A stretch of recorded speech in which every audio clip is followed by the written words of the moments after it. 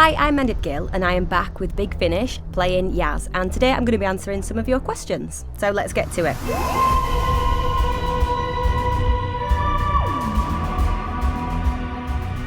The first one is from Jenny at Bluebox99. She asks, if you and Jodie Whittaker could sing a duet from a musical, which one would you choose and why? Now, I think the right answer should be something like Feel Good from Wicked, because it's about change and friendship.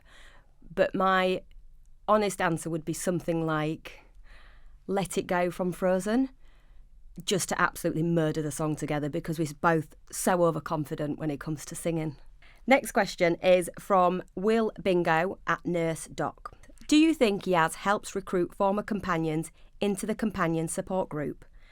I don't think she does, actually. I think they all come on their own terms, and actually a lot of them was from the series before her and whatnot. So I don't think there's a recruitment process. I think if you need to come to the support group as a companion, then you're just allowed to go. You don't have to ask anybody, you don't have to get permission, you don't have to turn up every week. So I don't think there's a recruitment process, but if anyone was going to take that on, I think it would be Yaz, because she seems to be a bit of a control freak. Yayan Jones asks, the 13th Doctor's TARDIS has a custard cream dispenser. What biscuits or snacks would you have the TARDIS dispense? I actually would keep the custard cream dispenser because custard creams are one of my favourite biscuits. They're just nice and compact, all creamy. I actually remember eating them at reception, so you're 3 or 4 years old, dipping them into milk and then biting them so the milk goes down the side of them. If she got to keep her custard cream dispenser and then I got another dispenser, I think I would put in, it would have to, oh God, I love snacks. I love biscuits. I think I would put in hobnobs, but then they're so biscuity, isn't it? I should have thought of something like a cake, but I think it's going to be a hobnob dispenser. At She to Sue, I remember seeing in a behind the scenes for season 11 that the cast was very into dancing on set, and everyone agreed Jodie was the worst dancer. Has this changed, or is that still the case? That is still the case. The thing about Jodie is she don't care. She's not going to change. If we said she was the worst dancer and you all knew that she was the worst dancer, she ain't going to go work on herself. She's so confident, overconfident. She knows herself. She also doesn't think that she's the worst dancer, so she was never going to change that. I haven't lost my rhythm, and I don't know if John ever had any rhythm, so we're just going to go with Jodie's still the worst dancer. Soph, at Sophie the Otter, who has a little picture of me there. A lot of us would love to meet Yaz because of the impact she's had, but who's a fictional character you personally would most like to meet? It's really hard, when you ask somebody a question on the spot, because I'll go away and be like, what are you on about? There's so many fictional characters you'd like to meet. But now I'm really struggling to answer your question. Maybe I'll get back to you on that one when I've had a proper good think. Hold the phone, #ST at TomLord46. We got to see Yaz and the Doctor playing a video game together in Flux. Do you think they like playing games in the TARDIS? If so, what games? I think they don't really have time to play games on the TARDIS because the Doctor's always fixing something and, they're always up to something or going somewhere. But I do think maybe Yaz likes to chill out and play games, and I definitely see her as someone who plays Sonic the Hedgehog. Not because I used to play Sonic the Hedgehog, because we're so different. Mono Supreme, the HO, at Mono Supreme 1. What was it like seeing yourself in action figure form? In my opinion, one of the best figures. Well, you have got a really, really good opinion. I actually thought it was so cool. I do think it's a really good one as well. I do think it resembles me. It was just such a cool moment. I mean, how many other shows would I be on in my lifetime that would then give me an action figure of myself? It's actually up in my flat because I think it's actually really cool. I think it looks like me. I love the costume that they've chosen. It's very perfect for Yaz. It's so cute, and when I got it, it was through lockdown I actually received it, and I got loads of them, obviously, of course I did. That and the pictures that people draw of us, the magazines and the Mr. Men books, those are the things that I just know in years and years and years to come. I will have them up and get them out and be like, how cool is this? Because I actually just think that is really, really cool. And I was super impressed with it as well. Chels at Chels725 thirteenth.bsky.social. If you and Jodie could do a buddy comedy, what would you want it to be about? I would like it to be about where I bully her instead of she bullying me. That'd be nice. That'd be a change. Or I'm like, we play police officers. Obviously, I love playing police officers. But like, I'm her boss. And I tell her what to do. And she's not very good at the stuff. I think that'd be good. Bella, what is the advice you would give to Doctor Who fans and to the world, not as Jasmine Khan, but as your own true self? I would say, if you don't want to do things, you don't have to do things. Like, I think I was about 26. I was like, I'm not going to finish watching a film if I don't like it. I'm not going to finish reading a book if I don't like it after like the first 50 pages. But I think it's just going, I don't have to, like, you're not hurting anyone, you're staying true to yourself, but like, you don't have to do things. Like, I don't go out if I don't want to go out. It means that as I've got older, I don't get like FOMO. I'm just like, I don't care, I don't want to do that. But not in like a rude way. I don't like, it's not like I won't do anything I don't want to do. It's just sort of going, you don't have to please people. And I think what happens is you then get closer to yourself and then people start to just accept you as that person. Thoughts by Paige. When was the first time you saw yourself represented in pop culture? I'd say it was like watching Bend It Like Beckham because there was someone that looked like me, looked similar age to me. I was quite sporty growing up. I really actually thought I was going to be in Bend It Like Beckham, even though I'd never actually auditioned. And I think it was then going, oh, like, they're us, like, they have the same background, it was the same music, similar themes and issues that, like, we would experience as a family. Like Bend It Like Beckham. At Katie G. Angel, at katiegangel.bsky.social. What is your favourite convention memory?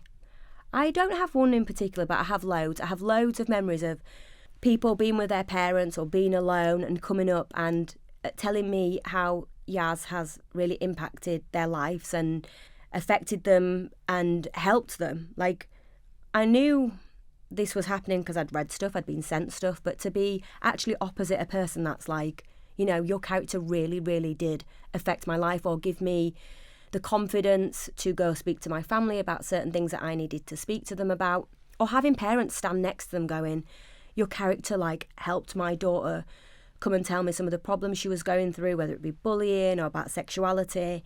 I love acting.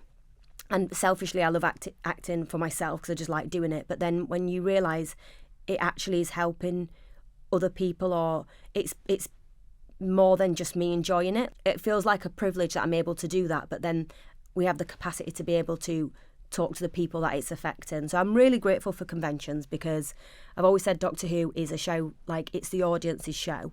And then it's the show where we actually get to go back and forth and talk to people and see fan art and see their stories and how they would play characters. It's a really like very two-way process, Doctor Who. Like you see things and you read things and you're like, oh, that's an interesting way of thinking about it. And there's stuff that I've gone, oh yeah, I never really thought of Yaz like that, or I didn't see her like that. And it feels like a very two-way show, and I've not done a show like that where it feels very much like it works because I enjoy it and I love doing it, and it works for the audience, if that makes sense. Hoovy and Thasmin 13. When was the last time you laughed so hard you cried, and why?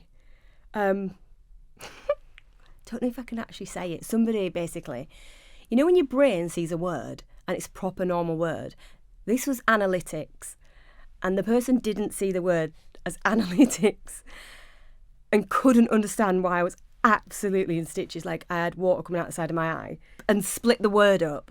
And then I was like, wait, you still don't understand? And I couldn't stop laughing. But I know that it's so funny because my brain does it maybe once every 6 months. It's a proper normal word. And for some reason, it just won't come out as a normal word. And that actually was just like last week. And it was so funny. Ernie at Just Writing. Oh, Ernie at Just a Writer Writing. What has been your most challenging acting role? I did a show called Suspicion. I had to change my accent. I was working with some very big actors, and it all just felt... Having been in the midst of doing Doctor Who and really knowing the crew and feeling like I was at home, I then went to in and out of a show, which had already felt like they were the family, and I were doing a different accent, so I had to concentrate, and they were really big actors in the show. It's a really good show. It's still available to watch. That was challenging, not so much for the acting aspect, but the other stuff that comes with it, of like having to dip into what felt like somebody else's show. I was so used to, at that point, being in Doctor Who and not having to have that feeling. So that were it.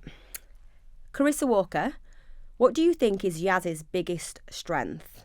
I feel like she's quite resilient. If you think about it, she's like left her family and her friends, and she's gone off into space and time with someone and she don't even know how long it's going to last, but she's brave enough to just go, I want to do this at this part of my life, and she goes and does it.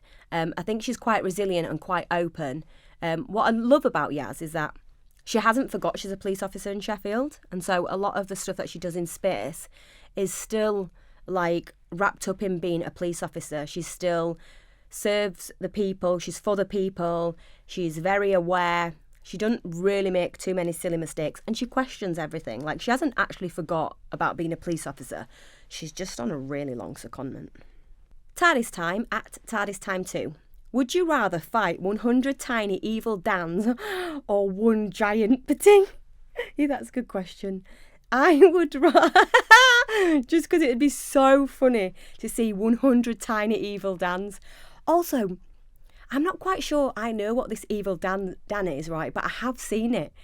And I've asked John and gone, why are you called Evil Dan? Because did I miss something? And have I missed something? Because it was so funny, the image that I saw. And I don't actually, maybe you knew the answer, I actually can't remember. But I would love to fight 100 tiny evil Dans. Sarah Lawless. Hi Mandip. How do you get into character when playing Yaz? Has it changed from filming to recording? From a fellow actress. Good luck with acting.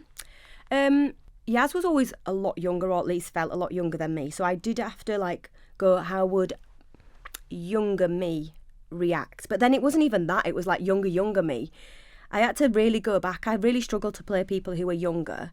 Or I don't struggle. I do it a lot. But that is a big thing. What I have to contend with is that I am much older than the characters that I play, so I always try to find the energy and think, how would I react at 25 or 30, whatever. But when you're those ages, the oldest you've ever been, and you think you know everything, so it's always also trying to remember that you do act very grown up regardless of your age. So the character's not different from TV to radio, but what has happened is that as I've got older, I play Yaz naturally. I play her a little bit older, and it's like she's aging with us, whether she's been on screen or not. So I think there's the difference, is that she feels more grounded. She's obviously been in time and space for a very, very, very long time. So she's more experienced, so things don't shock her as much. Well, they still do. I don't really know why they still do, but they do still shock her. But I feel like I play her just a little bit more grounded, less oh no, we shouldn't go into there. And just a bit more well, if we do go into there, we're not going to hurt anyone, and can we get out? And so she's still weary like that. But I think that's what's happened, is over time she's sort of got older with me, even though we haven't aged her on paper, if that makes sense. The Watcher 1963 at T Watcher 1963. Strawberry or raspberry jam? Oh, just absolutely easy. Strawberry, and strawberry all the way. I absolutely love strawberries. I love strawberries that taste like strawberries, because you often get strawberries, particularly here, that don't taste like strawberries. But strawberry jam all the way. Raspberries far too tangy. Thank you for all your questions, and I really do hope you enjoy listening to the 13th Doctor Adventures from Big Finish.